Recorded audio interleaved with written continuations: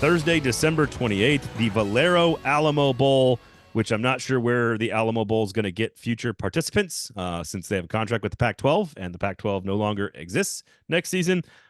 Arizona versus Oklahoma, two very different teams entering the season on two very different trajectories. Of course, Oklahoma entering the SEC next year. I was a little surprised to see Arizona as a 3-point favorite in this game. Certainly Dillon Gabriel not going to play for the future SEC Oklahoma Sooners. You've got Fifita for Arizona, who is a rising star in this game, potentially for Arizona, and Jedd Fisch, who's done a great job this year. This has always been a really fascinating bowl game. Some of the craziest scores, craziest outcomes, and craziest comebacks. Coaches changing shirts at halftime, etc. It makes for really good entertainment, and I think we're in for a really good and entertaining football game between Arizona and Oklahoma. It's almost like it's the old Holiday Bowl where you can almost just like pencil in a high scoring game. I think this time with Oklahoma and Arizona, it's sort of like the old Holiday Bowl. It's got that kind of feel for it. It's also if you just boil the matchup down to just sort of a regular like thought, it's a future SEC team playing a future Big 12 team. It's just such a weird time of the year and what's going on to next season.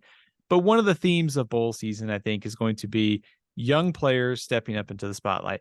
I really like Noah Fifita, the quarterback at Arizona. They've got a lot of weapons around him. McMillan, Jacob Cowing. Spotlight game for Arizona in this matchup against an Oklahoma secondary that has had some issues this year against the pass.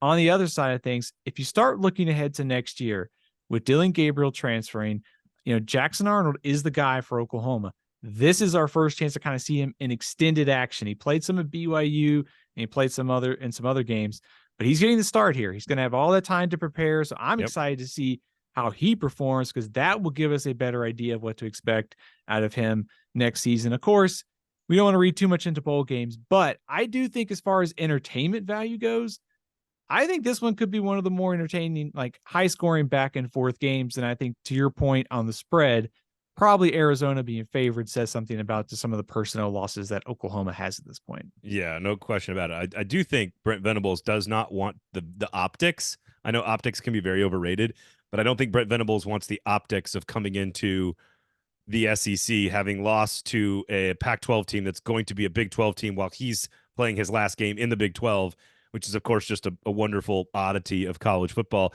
But I do think this story with Jackson Arnold is one of the most important things that we're going to talk about all show long, which is when you have a chance to be given the reins in practice as the number one. It's very different than like coming off the bench in a game or even like 2 days before the game being told you're going to be the starter. When you sort of get, you're the number one guy, you're the starter for 15 straight practices, running with the ones, game planning with the coaching staff as the starting quarterback. I think it is a very different mental headspace.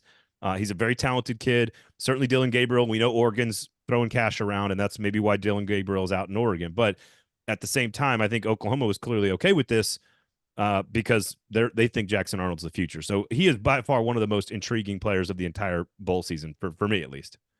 I always like watching young quarterbacks, whether it's Jackson Arnold or Fifita, because it's to your point, they are having the whatever you get 15, 12, how many practices you can fit in, you get that extra work and you get to prepare for the starter.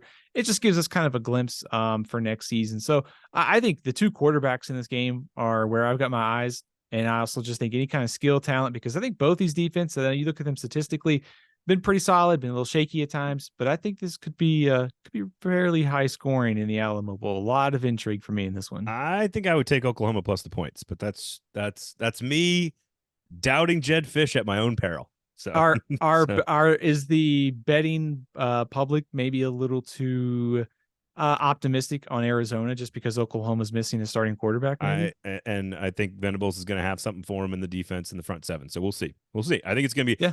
I think it's one of the more interesting and entertaining football games of the entire bowl season, though. I do think that.